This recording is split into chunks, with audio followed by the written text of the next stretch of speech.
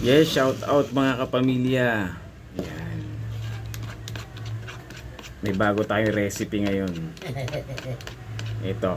Ito ay kalamansi juice. Kalamansi. Pinigang kalamansi. Tapos nilagyan natin ng kaunting asin. Dagdagan natin. Ito. Hindi mo natin bigat. Asim yan. Tapos, dyan natin isasawsaw yung Talong. nilagang talong. At saka pichay at saka okra. Yan. Healthy diet tayo ngayon. Ito yun. Ba't may mga may mga lumilipad na. Ayan ang mga kapamilya. Shout out. Ano yan? Mikmik yan. Hindi yung mga sa yung parang maliliit na sa Lalagay natin ito. Sarap na ito. Punit-punit lang yan. Tapos ito. Ito pa sarap na ito mga kapamilya. Gayahin nyo to para healthy ba. Yan. Ganyan pag mga tumataas na ang presyo ng dugo. Diet lang.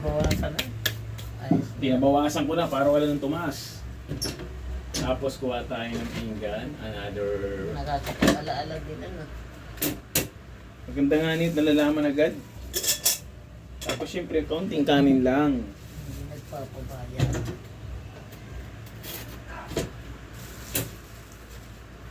Ay, pwede pa nga kanin ng Ano na Yung yan. Mga panis na yan. Walang manis na. Yung kanin na nakalagay dyan ay, yun ang kinain nyo? Eh, may malagatis. Malagatis. Yan. Dinamihan ang kanin natin ng sayang. Yan mga kapamilya, shout out. Ikaw, Nay. Kaya busog mo. Busog pa to si Nanay. Dito si Nanay. Nagmerienda na ako ng Ay, walang kapuyat-puyat yung sinay. At yun ay tulog sa gabi, tulog din sa araw. Inuubos ko yung tinapay dyan. Yan. Kain na tayo.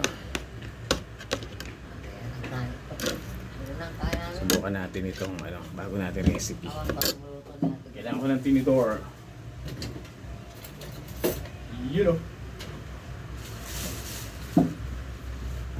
Maagang hapunan natin ngayon.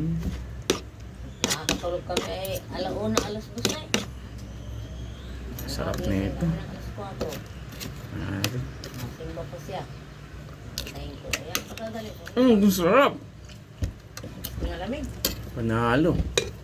Gaano ko mainit to? Ang kanin. Ang kanin. Malamig na.